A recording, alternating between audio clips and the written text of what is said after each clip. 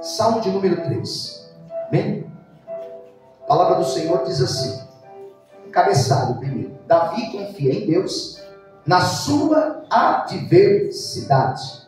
Salmo de Davi, quando fugiu de diante da face de Absalão, seu filho. Senhor, como se tem multiplicado os meus, são muitos os que se levantam contra mim. Muitos dizem da minha alma, não há salvação para ele em Deus. Mas tu, Senhor, és o quê? Para mim és a minha glória. É o que exalta a minha cabeça. Com a minha voz clamei ao Senhor. Ele ouviu-me desde o seu santo monte. Eu me deitei, dormi, acordei, porque o Senhor me sustentou. Não terei medo de 10 milhares de pessoas que se puserem contra mim ao meu redor. Levanta-te, Senhor, salva-me, Deus meu, pois feriste a todos os meus inimigos do queixo, quebraste os dentes aos ímpios. A salvação vem do Senhor sobre o teu povo, seja a tua bênção. Amém. Sente aí, queridos. Fica aí de Bíblia aberta, se quiser.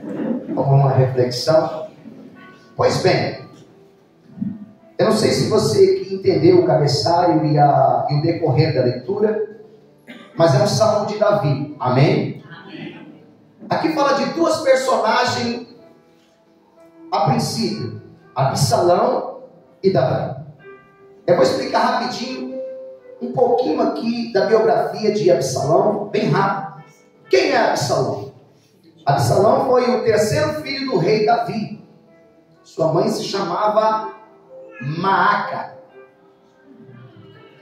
O nome Absalão significa pai é de paz. Pai é de paz. Porém ele era de paz só no nome. Porque ele não tinha, ele não era, e ele não foi um homem de paz.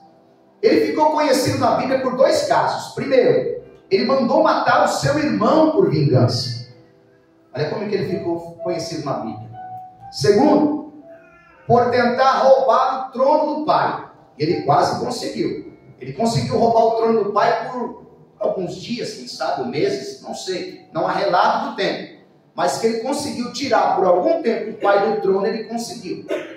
Então, a biografia desse homem era de um rebelde. A biografia desse homem era de um homem vingativo. Agora, quem era esse homem? O filho do rei. Ele não era uma pessoa comum. A Bíblia diz que esse cara era lindo. Ele foi um dos homens mais lindos que teve na Bíblia. Absalão, filho do rei Davi. Agora, a segunda pessoa que se retrata nesse texto, nesse salmo, é a pessoa de Davi. Diga comigo, Davi. Davi. Agora, o que fez Absalão para Davi declarar esse salmo? O que Absalão fez para Davi escrever esse salmo? Absalão roubou o trono do pai, roubando o coração do povo de Israel. A Bíblia vai falar de Absalão no capítulo 13 de 2 Samuel até o capítulo 19. Vai falar de quando ele nasceu, de quem ele era filho, o que ele fez, qual foi as atitudes que ele tomou. Mas Davi escreveu isso porque o povo ia tratar-se com Davi de alguma maneira, mas o rei não tem tempo para todo mundo. É difícil o rei dar atenção para todos. É difícil o rei ter particular com todo mundo. Então as pessoas vinham até o rei e Absalão dizia assim: quem dera se eu fosse juiz dessa nação. Eu não te deixaria na mão. Eu não te deixaria na mão. Eu não te deixaria na mão. Eu julgaria a sua causa e te abençoaria e te ajudaria e estaria contigo. E aí o que aconteceu? Com essa conversa, A Bíblia diz que Absalão, ele roubou o coração de toda Israel. Eu não sei por quanto tempo, eu não sei por quantos anos ele fez isso. Eu só sei que ele conseguiu, com essa conversa mole, roubar o coração do povo. E aí, numa certa vez, ele disse: pai, eu fiz um voto com Deus, e eu preciso pagar esse voto. E eu fiz esse voto, e eu quero oferecer algumas coisas ao nosso Deus lá em Hebrom. E aí, quando ele estava indo para Hebrom, ele já avisou as autoridades de Israel. Ele já avisou um monte de pessoas dizendo: olha, é o seguinte, eu vou me declarar rei de toda Israel. E quando eu me declarar rei, vou tocar a buzina. E vocês declaram também que Absalão é rei. E de repente a notícia chega em Israel. Alguém vem trazer a notícia para Davi, dizendo assim: olha, Absalão se declarou rei de toda Israel. Davi sabia que Absalão já tinha roubado o coração do povo. Davi era pai. E aquele povo era o povo de Davi, era o povo de Deus. O que Davi fez? Vou sair do meu trono. Alguém podia pensar assim: Davi, por que você não briga agora? Por que você não luta agora? Por que você não vai para a guerra? Sabe por quê? Porque eu não posso lutar com meu filho. Também não posso fazer guerra com meu povo. Então eu vou sair pela tangente. Quando Davi vai saindo, Zadok, que era o sacerdote em exercício naquela época, pegou a arca de Israel e quis levar a arca junto com Davi. Aí Davi disse assim: não, deixa a arca no lugar da arca. E se Deus assim quiser, um dia eu voltarei e o adorarei, Deus, no lugar da arca, aonde a presença deve estar. Se Deus assim quiser, Ele me traz. Se Deus não quiser, Ele não me traz. Pois bem, queridos, Davi foge da face de Absalão. Agora, qual que era o cenário que Davi estava vivendo naquele momento? Cenário de fuga, cenário de problemas familiares, cenário de tribulação, cenário de rebelião e cenário de adversidade. Por quê? Irmãos, o problema era com o filho. E ele estava diante de uma guerra. E ele estava fugindo com problemas familiares, porque ele não queria fazer nada contra seu filho. Por que ele não queria fazer nada contra seu filho? Porque Deus, uma certa vez, poupou ele da morte. Então, se o pai que está no céu poupou a vida de Davi, por que o pai físico que está na terra não pouparia a vida do próprio filho? Então ele diz: eu vou fugir. Estou num cenário de adversidade. Estou num cenário de rebeldia. Estou num cenário de problema. Estou num cenário de tribulação. Mas o que me chama a atenção é o versículo de número 5. Por quê? Porque num cenário desse, Davi saca uma palavra: eu vou me deitar, eu vou dormir e vou descansar, porque o Senhor é quem me sustenta. Aleluia! Então quando eu vou para a palavra, mediante as adversidades, eu aprendo com esse texto demais. No meio de cenário de guerra com a família, no meio de cenário de guerra com tribulações, no meio social, no meio de um cenário horrível, o camarada diz: eu deitei, dormi e acordei, porque o Senhor me sustentou. Ele declara: o Senhor é meu escudo. Um pouquinho antes, no versículo 2, ele diz: o Senhor é o meu escudo. No versículo 6, ele diz: não terei medo. Glória a Deus, eu creio. Então, na adversidade, queridos, o que o Senhor colocou no meu coração? Irmãos, para a gente não temer o mundo na hora da adversidade, mas continuando a temer aquele que pode fazer todas as coisas. Então, no meio do problema, a palavra é essa: levanta a mão, deita, descansa e dorme, porque Deus cuida. O homem consegue dormir e descansar. Davi confiava em Deus em suas adversidades. O Salmo 4 é a continuação do Salmo 3. O último versículo do Salmo 4 diz: em paz também me deitarei e dormirei, porque só tu, Senhor, me fazes habitar em segurança. Dessa maneira. Glória a Deus. O Salmo 37 diz: descansa no Senhor, espera nele, não tenha medo dos seus adversários. Descansa no Senhor. Descansa na adversidade. Descansa no momento difícil. Por quê? Porque no momento da pressão, da opressão, da dificuldade, o crente, qualquer ser humano que não está firme em Deus, ele tende a se abalar emocionalmente, espiritualmente, fisicamente, mentalmente, ou em todas as áreas. Mas a palavra que Deus colocou no meu coração é que na pressão você tem que se levantar. Está entendendo? É no momento difícil você tem que estar firmado na rocha. É na hora da adversidade que você mostra quem é que você serve, o Deus que você honra, o Deus que caminha contigo. Davi descansou. E o tema do salmo é esse, irmãos. Davi confia em Deus na sua adversidade. Diga para alguém assim: confia em Deus, mesmo nas horas difíceis, porque Ele não muda, Ele não mudou, Ele continua te honrando, te abençoando. Talvez essa dificuldade, essa adversidade é um teste. Talvez essa prova, esse deserto é uma prova, sim, é um teste para a sua vida, para ver se você está firmado nele ou no mundo, para ver se você confia nele ou no mundo. Você confia em quem? Levanta a mão aí e diz: eu confio em Deus. Na minha adversidade, eu confio no Senhor. Aleluia. Glória. Lembra, irmãos, só para mostrar que Deus está conosco, eu não vou frisar muita coisa que eu falei para você que vai ser uma reflexão.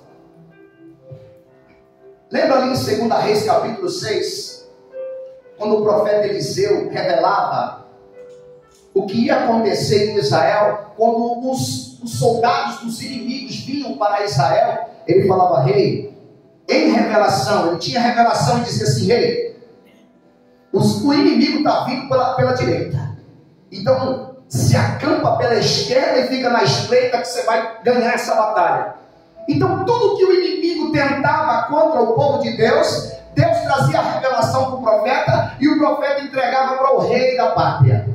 De repente alguém lá descobriu: tem alguma coisa de errado lá em Israel. Quem é que está errado lá? É o profeta que revela tudo.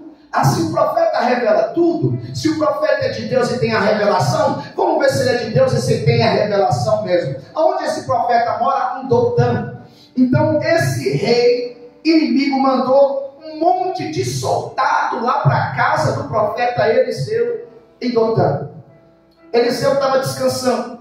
A Bíblia diz que o seu moço acordou mais cedo, está lá, acordou mais cedo. Quando esse moço acorda cedo, quem sabe abre a janela, ele vê um monte de cavalos, soldados, homens armados do lado de fora, cercando a casa do profeta. Esse moço corre para dentro de casa e diz: e agora? O que a gente vai fazer? Esse homem libera uma palavra, eu vou liberar essa palavra para você. Eu quero que você levante a mão. Sabe o que o profeta diz? Olha o que o profeta diz. Respondeu ele: não temas, porque os que estão conosco são mais do que estão com Deus é contigo.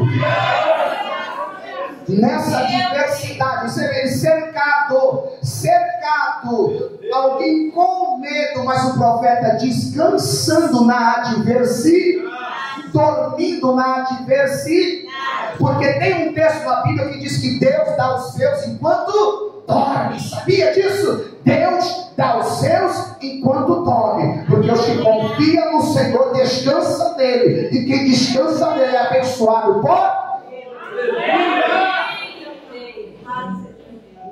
A segunda situação desse descanso aqui, irmãos, a palavra que Deus colocou no meu coração, no meio das adversidades, é descansar no meio das tempestades. Tempestade significa isso aqui, ó. agitação violenta do ar, acompanhada geralmente de chuva e trovões. O que a tempestade gera no ser humano? Sabe o quê? Medo e pavor. Sim ou não? Sim. Você está numa casinha, irmãos. Você está na sua casa. E de repente aí começa casa de como é que chama daquele telhadinho de zinco, que seja, o que seja. Começa a vir uma tempestade, o vento começa a bater, você fala, o telhado vai cair. Eu já morei numa casa de madeira. A minha casa era a única que tinha no quarteirão. E não tinha luz na minha casa. Imagina como é que a gente ficava quando via tempestade. Casa de madeira, no Paraná, frio, sem energia, e só a minha casa no quarteirão, do lado era tudo mato. E meu pai estava em São Paulo, eu, minha mãe e minhas 3 irmãs. Irmãos, ameaçava chover à noite, a gente ficava tudo junto numa cama só. Os 4. Tudo com medo. Por quê? Porque a tempestade ela gera medo. A tempestade ela gera medo. Então eu quero aprender agora com uma pessoa chamada Jesus Cristo. A Bíblia diz em Marcos capítulo 4, você conhece o texto, versículo 37. E se levantou grande tempestade de vento, e as ondas batiam dentro do barco, de modo que já se enchia. Ele, porém, estava na popa, dormindo sobre a água. Irmãos, vamos lá. Jesus estava dormindo no meio da tempestade. O vento batendo no barco. As ondas e a água já estavam enchendo o barco já estava para virar. Como é que alguém consegue dormir num ambiente desse? Os discípulos entraram em desespero. Por isso que eu não quero aprender muito com eles. Eu quero aprender com Jesus. Porque é descansar na tempestade. E o que é descansar na tempestade para mim e para você? É descansar na adversidade do medo. Quando o medo colocar o dedo na tua cara e dizer, tu não presta, tu não consegue, tu não vai ser, tu não vai alcançar. Você pode olhar para o dedo, apontar e dizer, abaixa esse dedo, medo. Aleluia! Abaixa essa crina para falar comigo, porque você não sabe quem é que está em mim, você não sabe quem me chamou até aqui, você não sabe quem tem meu nome escrito na mão dele, você não sabe quem me conhece antes de que tudo fosse formado. O nome dele se chama Jesus. Aleluia! Então quando o medo colocar o dedo na tua face, você diz, pode baixar dele. A tempestade é o medo. E Jesus nos ensina a descansar. Está com medo do quê? O que é que está colocando medo? Porque cada um tem aqui, cada um tem um temperamento, uma luta, uma circunstância que ele traz medo. Eu não posso dizer que os meus medos possam servir de parâmetros para o seu. Não. E nem os seus para mim. Porque pode ser diferente. Você pode contar para mim e eu não vou entender. Certo? Você pode falar o que está fazendo você temer, retroceder, desanimar e parar. Eu vou falar, olha, isso para mim é café. Isso para mim é bolacha. Isso para mim é chá com bolacha. Ou seja, é nada. Chá com bolacha é só Jesus na causa. De come. Toma. Mas só se não tiver café. Escuta, irmão. Vamos dar ênfase aqui para os discípulos. O que eu aprendo com esse texto aqui? Como é uma reflexão. Aprenda isso. Quem sabe de onde saiu e sabe para onde está indo, não pode ter medo de tempestade. É verdade. Jesus, no começo do texto, eu nem li, porque eu falei também que é uma reflexão, eu repeti isso 2 vezes. Jesus diz, passemos para o outro lado. Agora, falando da pessoa de Jesus, por que Jesus estava descansando? Porque ele veio do Pai, e ele sabia, para o Pai eu voltar. Então eu sei de onde eu vim, eu conheço a minha origem, eu sei quem é Ele, eu estou aqui por uma missão, mas para Ele eu voltar, então eu não tenho medo de tempestade.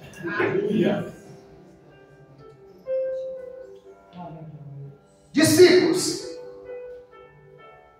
está com medo de tempestade, sendo que eram pescadores. Qual é o pescador que nunca passou por tempestade? Qual é o pescador que nunca passou por vendavais? Que o barco quase que nunca afundou? Já passaram, sabiam e conheciam a palavra e quem tinha dado a palavra. Quem deu a palavra diz: vamos passar para o outro, vamos passar para o outro, vamos passar para o outro. Então por que eles estavam com medo de tempestade? Por que você está com medo? Desse ventinho que está batendo em você. Isso é marola.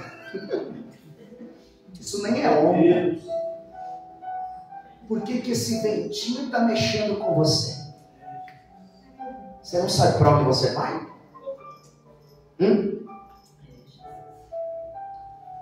Você lembra de onde você saiu? Em origem? De onde você saiu? Tem coragem de dizer comigo? Eu sei de onde eu saí. Eu vou falar por mim. Do lixo.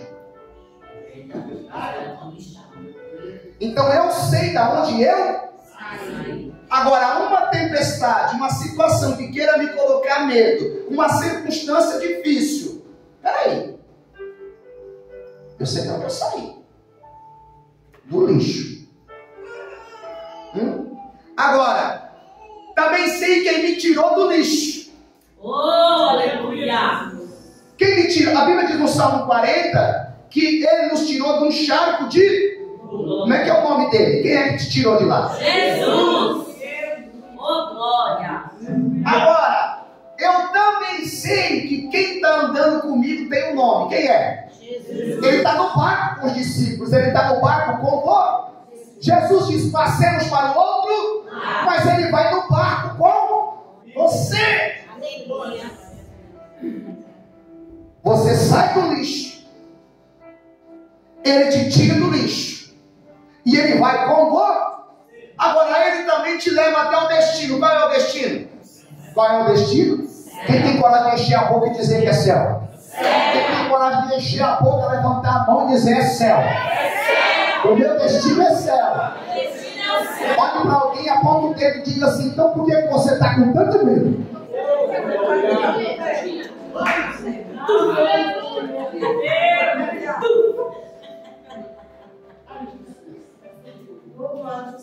Está acabando aqui, ó.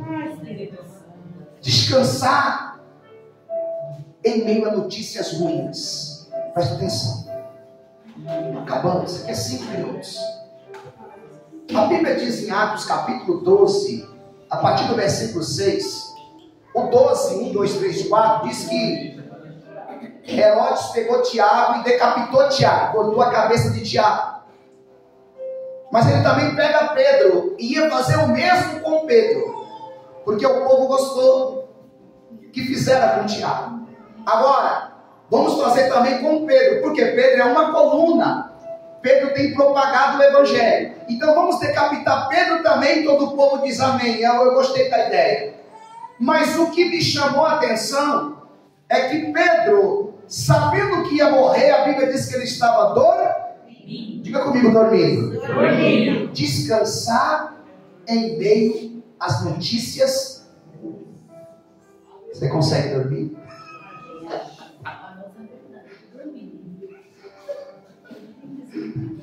Irmãos, imagina alguém dizer: você vai morrer amanhã. Você fala: deixa eu aproveitar para dormir. Já vou dormir agora, para nem ver quando eu morrer. O camarada vai descansar. Irmãos, isso mexeu comigo. O que me chama a atenção é que Pedro estava dormindo com a notícia. E a notícia que deram é que ele ia ser decapitado. O que eu aprendo? Quem tem experiência com Cristo não pode se abalar com qualquer notícia ou com qualquer coisa. Por quê? Porque Pedro já passou por tempestade. Pedro estava naquela tempestade com Jesus. Pedro fez pior ainda. No texto de Mateus, Pedro pediu para sair do lado de fora do barco.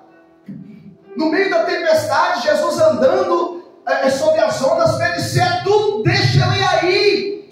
E Pedro sai do barco e vai andando por cima das águas, no meio da tempestade. Então, é o seguinte, você vai morrer amanhã. Ah, é? Já passei por isso. Aleluia. Já andou por cima das águas, já viu Cristo ser crucificado, viu Cristo ressurreto, foi batizado com o Espírito Santo, falou ao coxo: não tem prata nem ouro, mas o que eu tenho, em nome de Jesus, levanta aí. Viu pessoa ser curada através da fé, porque a Bíblia diz que a sombra de Pedro já tinha sido preso, irmãos, em Atos capítulo 4, e foi liberto por Jesus. Agora estava em uma situação difícil de novo. Porém, ele sabia que Jesus o livrou das outras, iria livrá-lo de novo. Recebe isso. Eu estou finalizando aqui. Levanta a mão aí. Jesus já te livrou de muitas. Você lembra de algumas? Diante da palavra, Ele vai te livrar de outras também.